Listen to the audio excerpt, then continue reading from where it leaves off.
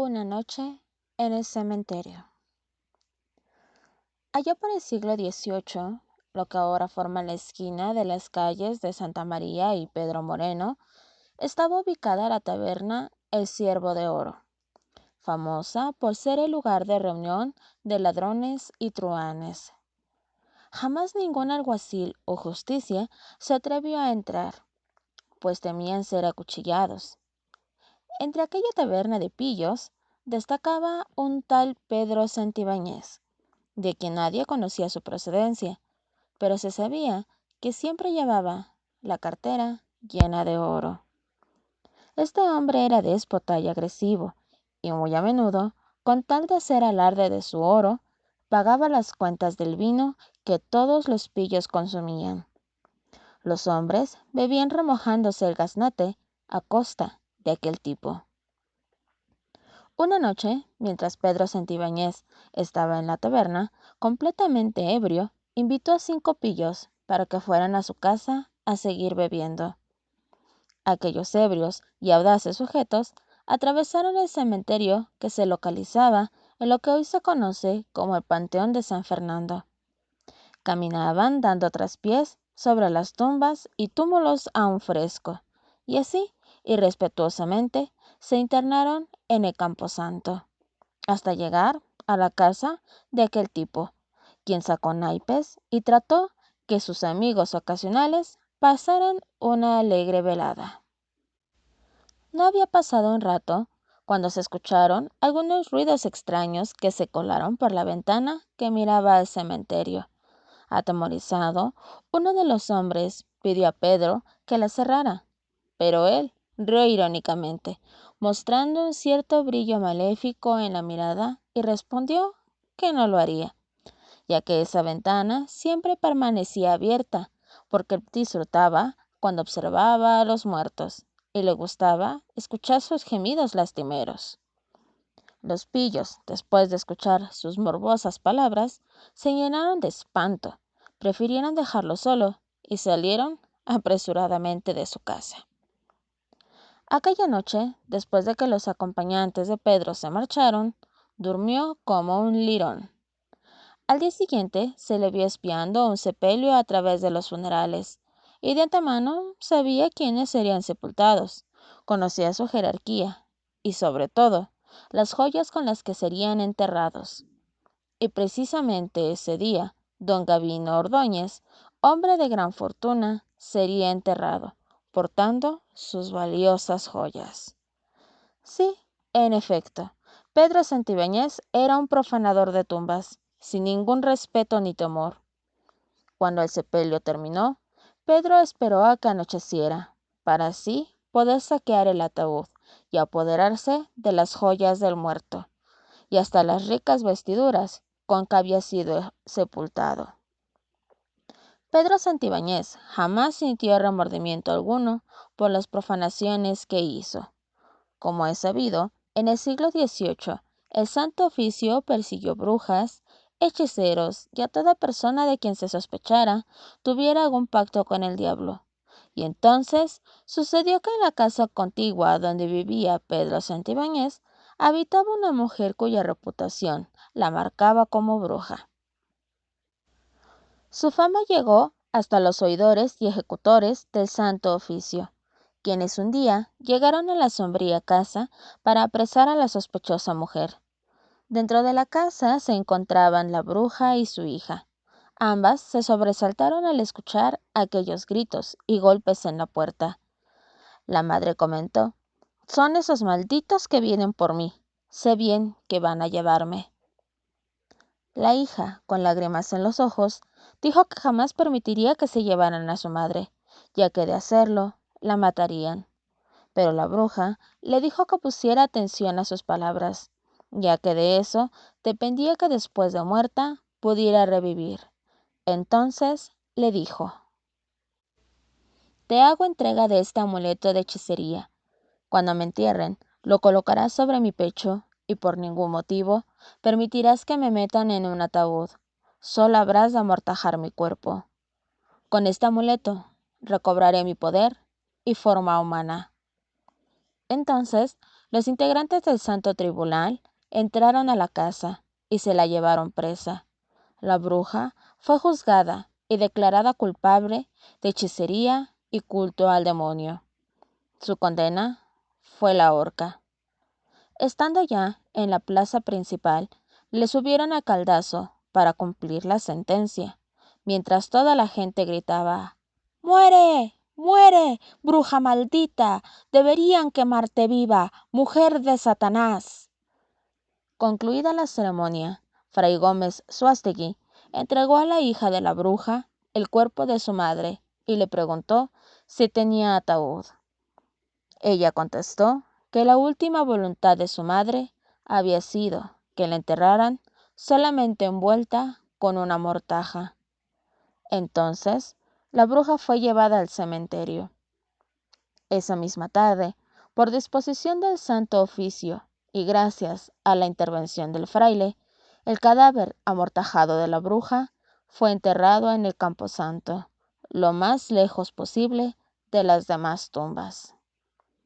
Mientras tanto, Pedro Santibáñez observaba desde la ventana de su casa a la desconsolada hija, hincada ante la tumba de su madre, y al único enterrador que se conmiseró de ella. Y entonces confirmó que se trataba del sepelio de la bruja que habían ahorcado esa mañana. Antes de que la bruja fuera enterrada, su hija se acercó al cadáver y le colocó sobre el pecho aquel amuleto que brillaba esplendorosamente. Cuando Pedro vio destelar aquella joya, su codicia creció y pensó en la conveniencia de que aquel cadáver hubiera sido enterrado sin ataúd, ya que eso facilitaría sus maléficos planes. Tan pronto anocheció, Pedro llegó al panteón y comenzó a cavar. Cuando el cadáver quedó al descubierto, lo alumbró con un farol y buscó la hermosa joya entre la mortaja. Al tenerla en sus manos, se apresuró a cubrir la tumba y después se alejó llevándose consigo el misterioso amuleto.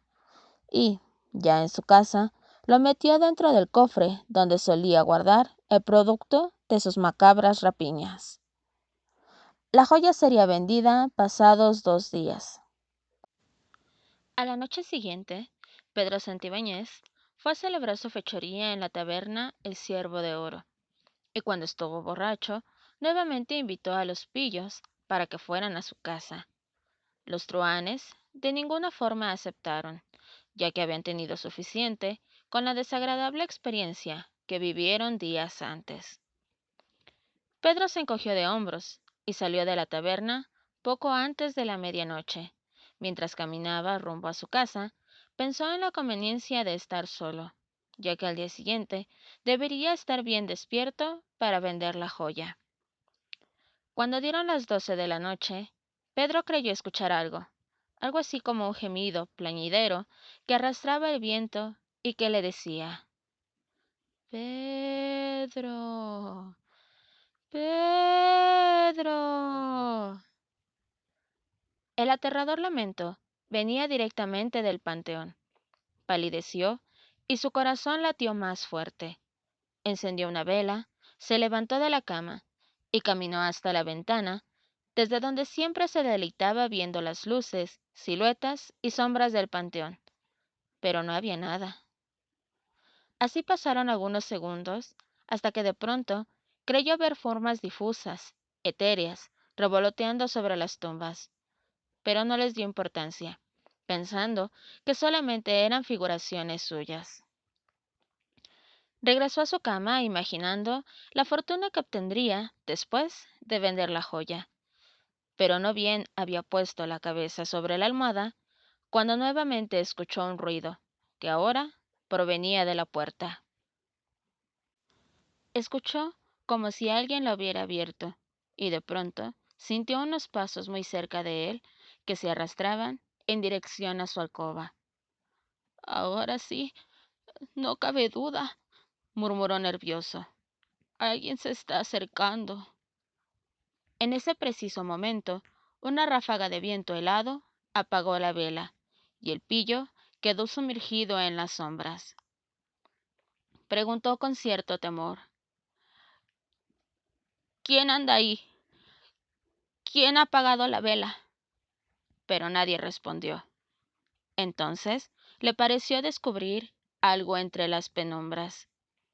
Su sorpresa fue enorme cuando frente a él se materializó una horrible criatura. Sí, en efecto, era una fantasmal presencia que con voz de ultratumba preguntó: Pedro, dime, ¿en dónde tienes mi amuleto? Lleno de pavor preguntó: ¿Qué- ¿Quién eres? ¿Qué deseas? En cuanto la descarnada figura se le acercó más, Pedro descubrió horrorizado al fantasma de la hechicera, y temiendo por su vida gritó: ¡Retírate, bruja maldita! ¡Tú estás muerta! ¡Estás muerta! Pero aquella imagen espectral seguía reclamando su amuleto. Es mejor que me lo entregues ahora, exclamó la bruja. Tú eres el culpable de mi penar, pero si no me hubieras robado el amuleto, yo estaría viva ahora. Pedro gritó que se marchara, que se alejara de él, pero el fantasma nuevamente exigió su amuleto y juró que si no se lo entregaba, sufriría un terrible castigo. Como Pedro no contestó, el fantasma comenzó a buscar su amuleto, y de pronto descubrió el cofre donde estaba guardado, lo abrió y exclamó: ¡Maldito seas! ¡Con que aquí lo tenías escondido! Pedro enfureció como loco y gritó que no se lo podría quitar, pero aquel espantoso espectro tomó el amuleto con sus descarnadas y sarmentosas manos, lo colocó sobre su huesudo y repulsivo pecho, y en ese momento se desencadenaron 1000 demonios. La leyenda cuenta que el profanador de tumbas no sabía si soñaba o se estaba volviendo loco, pero en su delirio gritaba: ¡No! ¡Aléjate! ¡Solo eres un fantasma! ¡Márchate! ¡Tú no eres real! ¡No puedes serlo! Yo mismo vi cómo te ahorcaron y te enterraron. Entonces intentó arrebatarle el amuleto a la bruja, al tiempo que desesperado gritaba que ella no necesitaba de esa joya en el otro mundo. Los ojos de la bruja brillaron con destellos de espanto. Sus descarnadas mandíbulas se abrían con una amenazante mueca, horrible, para defender su preciado amuleto. Y en cuanto lo tuvo seguro, extendió las manos hacia el profanador, y con sus largas y afiladas uñas, llenas de tierra de tumba, lo arañó sádicamente, produciéndole dolorosas y profundas heridas en el rostro. Después lo tomó por el cuello, mientras Pedro inútilmente luchaba contra aquella poderosa fuerza sobrenatural. En vano fueron sus intentos por salvarse, ya que irremediablemente cayó muerto. Entonces el espectro arrastró el cadáver del infeliz delincuente y lo llevó hasta la entrada del panteón. A la mañana siguiente, un caballero encontró el cuerpo de Pedro, totalmente desfigurado, y corrió en busca de la autoridad para solicitar ayuda.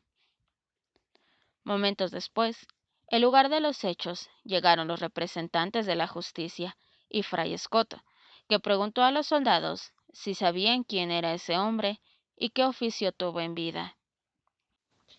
Uno de los soldados respondió que su nombre era Pedro Santibáñez y que vivía en una casa cerca del cementerio, y agregó que algunas personas sospechaban que se dedicaba a profanar tumbas. Fray Escoto también tuvo sus sospechas, a recordar que apenas hacía 2 días una hechicera había sido ahorcada y sepultada, precisamente en una fosa cerca de la casa del difunto. El suspicaz soldado respondió que quizás existía una relación entre la bruja y el muerto. Entonces, los soldados y Fray Escoto llegaron a la tumba de la bruja y vieron que la tierra de la sepultura había sido removida. Entonces, confirmaron sus sospechas acerca de que Pedro Santibáñez sí fue en vida un profanador de tumbas, pero aún así se preguntaron ¿Qué fue lo que Pedro hubiera podido robarle a aquella humilde mujer, enterrada tan solo con una mortaja? Fray Escoto respondió que no lo sabía, pero creía que el asunto tenía una conexión demoníaca. La autoridad inhumó el cuerpo de la hechicera y lo quemó allí mismo. Sus cenizas se esparcieron el viento. El cadáver de Pedro Santibáñez, el profanador de tumbas, fue sepultado previo exorcismo de los religiosos.